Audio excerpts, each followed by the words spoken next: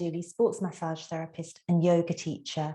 So we're going to continue on with exploring, engaging different parts of your body and how that creates a lightness and maybe more control, and just working with your breath. And there's an option to jump through, but there's also an option to step. But the focus is just really starting to notice the difference it makes when you're aware of what is stabilizing in your body, what is allowing your body to move, and just really having a play with it. So we're going to start off with sitting, legs out in front, and doing some breath work.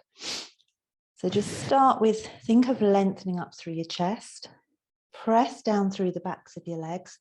If you're really tight through your hip flexors, they tend to get a little bit crampy in this position. So if you press down through the backs of your legs, encouraging the hamstrings to work and maybe help relax a little bit here. And just taking a few deep breaths in and just noticing the movements your body's making as you're breathing in and out.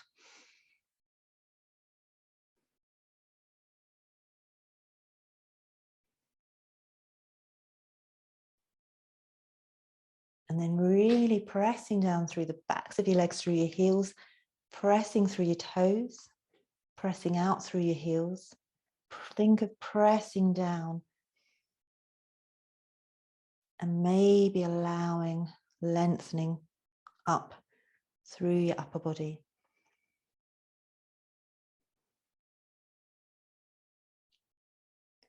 And then we're going to come into Navasana, so bending your knees. Again, lifting and lengthening through your chest, reaching out through your arms, pressing out through your heels, and bend. And then really pressing, thinking of the backs of your legs and into the heels, rather than the movement coming from the front. So really pressing through the backs of your legs here. And then placing your feet down, come up into low squat and just limbering through your hips. It's okay if your feet are up in the air. You can gently work one down at a time. Just exploring mobilizing through your hips.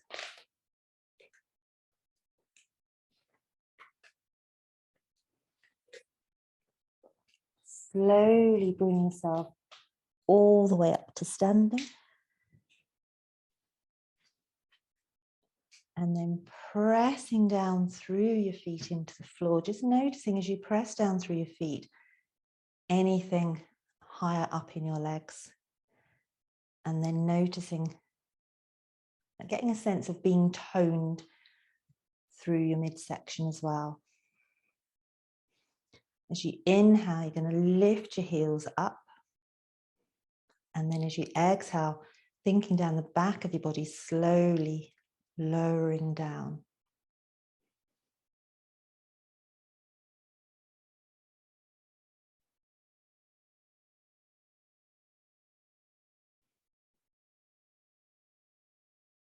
And then think of the movement starting under your rib cage as you're lifting one knee up and stepping back into a high lunge.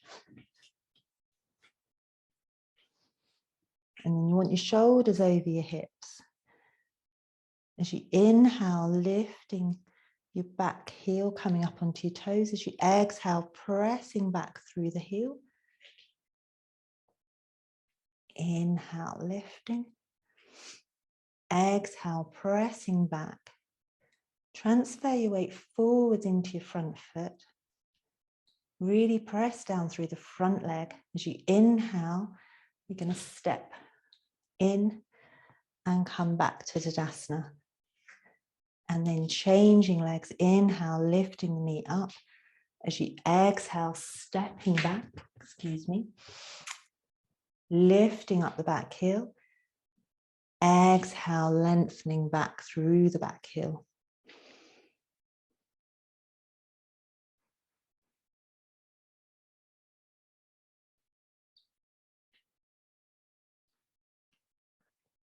Inhale, stepping forwards, slowly rolling all the way down.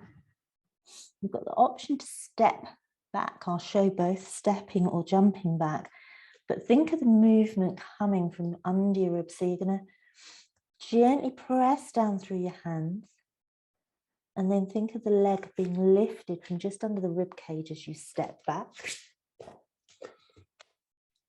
Lifting up into downward dog. And then think of space through the hip and stepping forwards. And then I'll show you the jump through. Again, pressing down through your hands. Think of toning through your midsection. Take a deep breath in as you exhale. You're going to lightly jump back.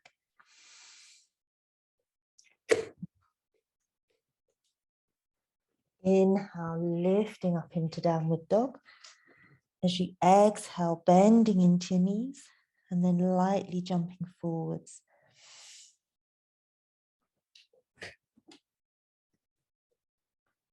Inhale, straightening your legs, maybe curling your head in towards your knees. I'll do that a couple more times. Again, you can just stepping back, but really thinking of where you're pressing down, where your weight is going.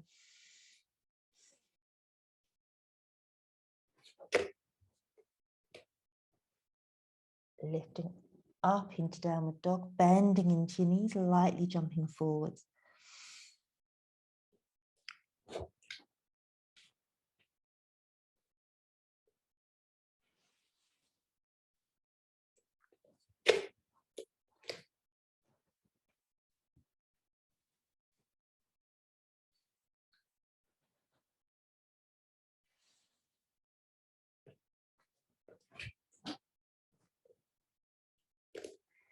And then inhale, coming all the way up. And then just taking a moment.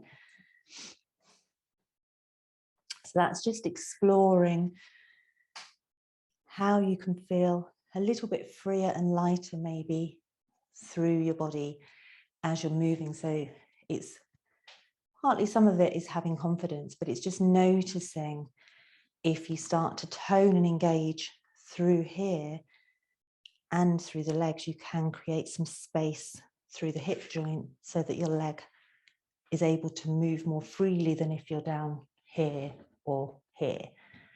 And it's just something that will happen with time and with practice. And as you practice and start to notice more and just exploring things, but obviously within reason, if things are hurting, then backing off, over time you will be able to gain more strength and mobility and hopefully be able to move freer. And have a great week. I'll see you next week.